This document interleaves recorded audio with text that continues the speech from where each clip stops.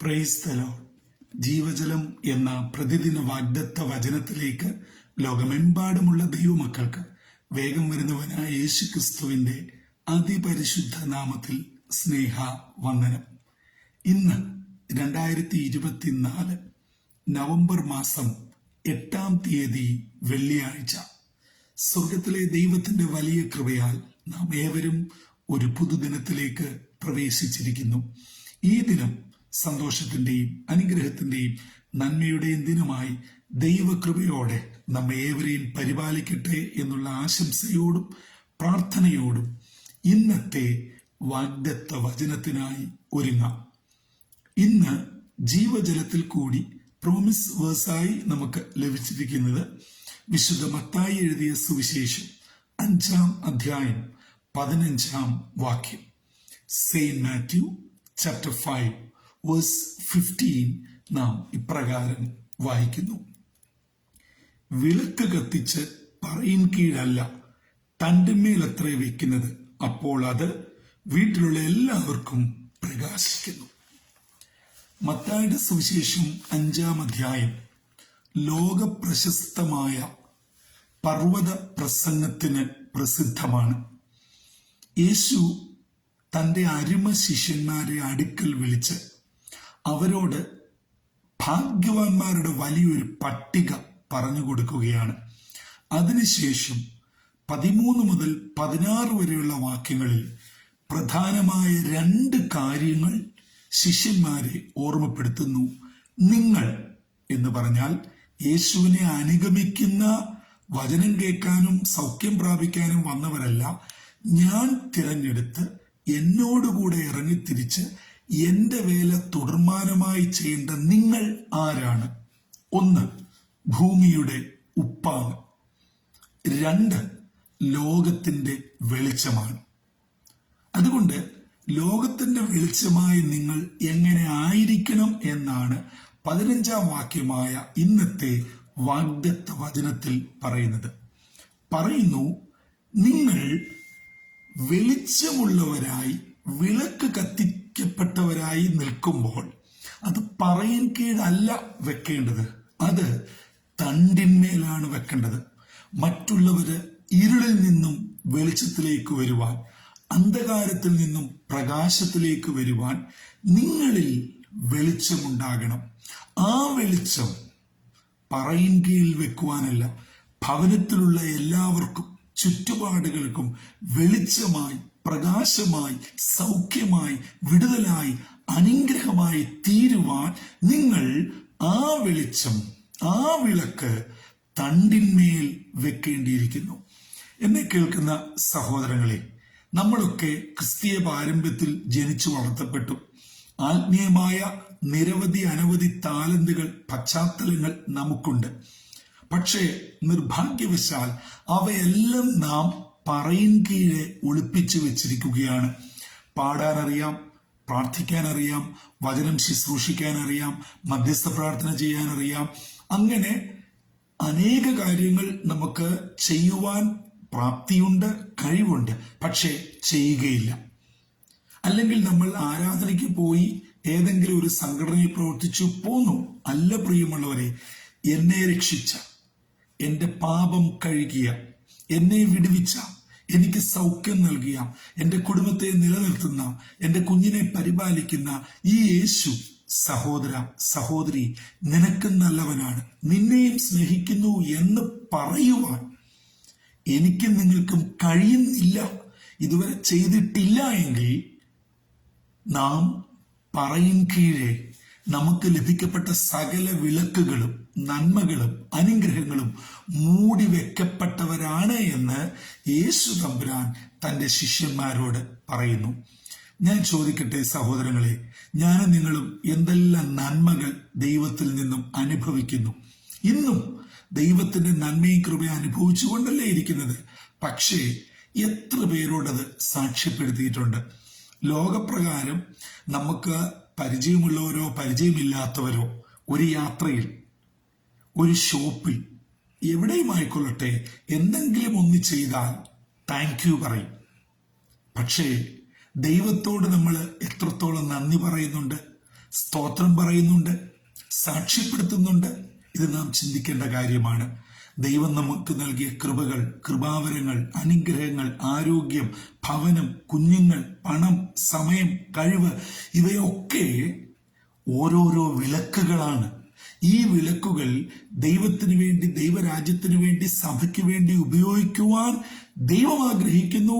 ദൈവം നമ്മളോട് ഡിമാൻഡ് ചെയ്യുന്നു. പക്ഷേ ഇതൊക്കെ പ്രാപിച്ച് നമ്മൾ ഒതുങ്ങിക്കൂടുകയാണ്, പറയിൻ കീഴിലോട്ട് ഒതുങ്ങുകയാണ്. അല്ല, മറ്റുള്ളവർക്ക് വെളിച്ചമായി തീരുവാൻ, അനുഗ്രഹമായി തീരുവാൻ ഈ പ്രഭാതത്തിൽ ദൈവത്തിന് പരിശുദ്ധാത്മാവ് എന്നെ നിങ്ങളെയും ആഹ്വാനം ചെയ്യുന്നു. ആകയാൽ യേശു തന്റെ അരുമ ശിഷ്യന്മാരോട് പറയുകയാണ്, നിങ്ങൾ ലോകത്തിന്റെ വെളിച്ചമാ. യേശു തന്നെ വിളിച്ചു പറഞ്ഞു, ഞാൻ ലോകത്തിന്റെ വെളിച്ചമാ. ആ യേശു പറയാണ്, നിങ്ങളും ലോകത്തിന്റെ വെളിച്ചമാണ്.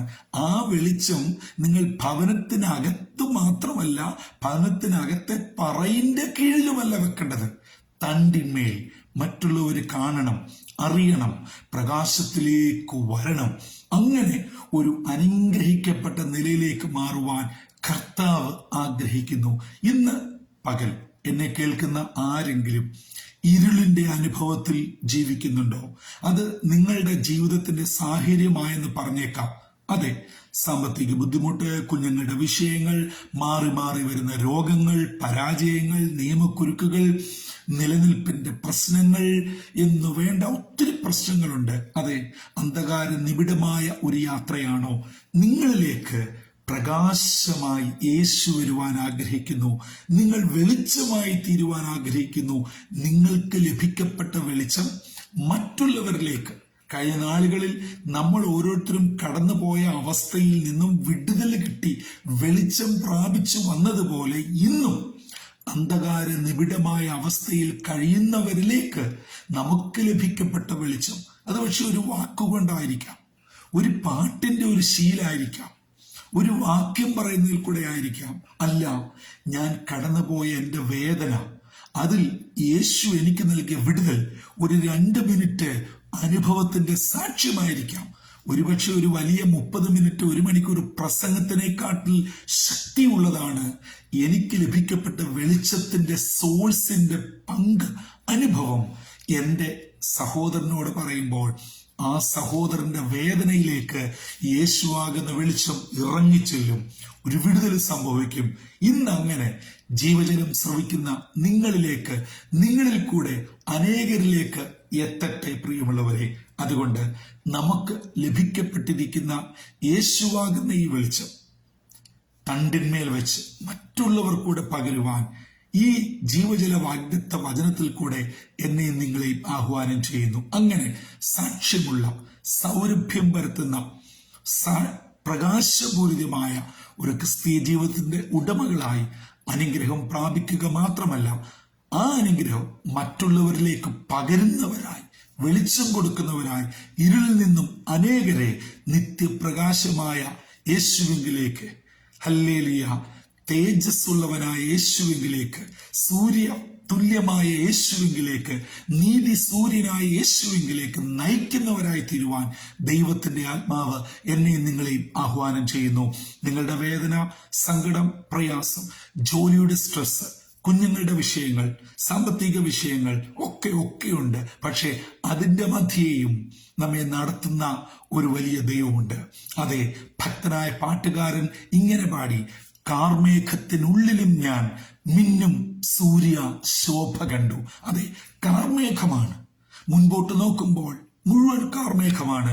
ഒരു ആശയ്ക്കും പ്രത്യാശയ്ക്കും വകയില്ല. പക്ഷേ അതിൻ്റെ അകത്ത് മിന്നുന്ന ഒരു സൂര്യന്റെ ശോഭ ഭക്തനായ പാട്ടുകാരൻ ജീവിതത്തിന്റെ അനുഭവത്തിൽ കൂടെ കാണുകയാണ്. ഇന്ന് നിരാശയിലും സങ്കടത്തിലും വിഷമത്തിലും അനേകായിരം പ്രതികൂലങ്ങൾ കൂടെ കടന്നു പോകുന്ന ആരെങ്കിലും എന്നെ കേൾക്കുന്നുവെങ്കിൽ ഈ നീതി സൂര്യനായ യേശുവിന്റെ മുഖം ഒരു വലിയ പ്രകാശമായി നിങ്ങളിലേക്ക് ഉദിച്ചിറങ്ങട്ടെ. ആ ഉദയസൂര്യനാകുന്ന യേശുവിനെ നിങ്ങൾ സ്വീകരിക്കുകയും ആ യേശുവിനെ അനേകരിലേക്ക് കൊടുക്കുവാൻ ഇടയാക്കുകയും ചെയ്യട്ടെ. അങ്ങനെ ധന്യമായ ഒരു ജീവിതത്തിന്റെ ഉടമയായി കർത്താവിനെ സ്നേഹിക്കുവാൻ, സാക്ഷിക്കുവാൻ, ഉയർത്തുവാൻ നമ്മിൽ കൂടെ ദൈവത്തിന്റെ ആത്മാവ് ആഗ്രഹിക്കുന്നു. ഈ ദിനം അതിന് സർവശക്തനായ ദൈവം നമ്മെ ഏവരെയും ഒരുക്കട്ടെ. അതിന് നമ്മളെ തന്നെ താഴ്ത്തി ഏൽപ്പിക്കാം, തലകളെ വണക്കാം, പ്രാർത്ഥിക്കാം. ഞങ്ങളെ സ്നേഹിക്കുകയും പരിപാലിക്കുകയും ചെയ്യുന്ന ദൈവമേ, സ്വർഗീയ പിതാവേ, ഒരു അനുഗ്രഹമേറിയ പുത്തൻ പകലൂടെ ഞങ്ങളുടെ ജീവിതത്തിൽ നൽകിയതിനായി സ്തോത്രം ചെയ്യുന്നു. യേശു തന്നെ വിളിച്ചു പറഞ്ഞു, ഞാൻ ലോകത്തിന്റെ വെളിച്ചമാ. ആ ലോകത്തിന്റെ വെളിച്ചമാകുന്ന യേശു തന്റെ ശിഷ്യന്മാരോട് പറയുന്നു, നിങ്ങൾ ലോകത്തിന്റെ വെളിച്ചമാണ്.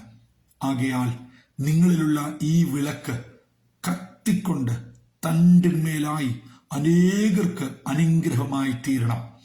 പറയിൻ കീഴെ വെക്കുവാനല്ല, തണ്ടിന്മേൽ വെച്ച് അനേകരിലേക്ക് യേശുവാകുന്ന വെളിച്ചത്തെ കൊടുക്കുവാൻ ഞങ്ങളെ സഹായിക്കണമേ.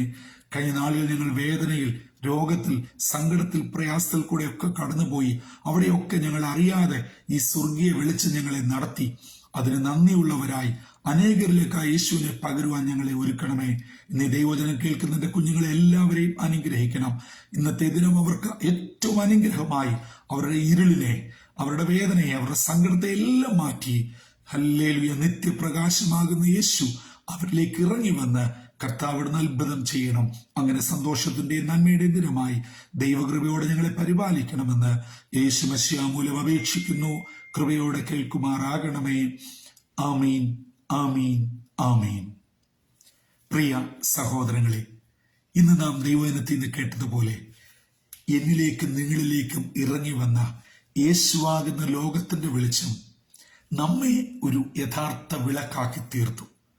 നാം ആകുന്ന വിളക്ക്, നമ്മിൽ കത്തിക്കൊണ്ടിരിക്കുന്ന യേശുവാകുന്ന വിളക്ക് ഒരിക്കലും നാമായിട്ട് പറയിൻ കീഴെ വെക്കാതെ തണ്ടിന്മേൽ വെച്ച് അനേകരെ ആ യേശുവാകുന്ന പ്രകാശത്തിന്റെ ഉറവെങ്കിലേക്ക് നയിക്കുവാൻ ദൈവത്തിന് പരിശുദ്ധാത്മാവ് ഇടയാകട്ടെ. അങ്ങനെ നമ്മൾ അനുഗ്രഹം പ്രാപിക്കുന്നു. നമ്മിൽ കൂടെ അനേകര് അനുഗ്രഹത്തിന്റെ ദാതാവായ യേശുവിനെ കണ്ടുമുട്ടി യഥാർത്ഥ അനുഗ്രഹം പ്രാപിച്ച് യുഗായുഗങ്ങൾ കർത്താവിനോട് ചേർന്ന് സ്വർഗീയ പ്രതീക്ഷയിൽ വാഴുവാൻ സർവശക്തനായ ദൈവം ഇടയാക്കട്ടെ. അതിന് ഇന്നത്തെ വാഗ്ദത്ത വചനം നമ്മെ ഒരുക്കുകയും ചെയ്യട്ടെ. കർത്താവിന്റെ ശ്രേഷ്ഠമേറിയ മുന്തിരിത്തോട്ടത്തിൽ നിന്നും brother Santhosh Kodukulanji. God bless you all.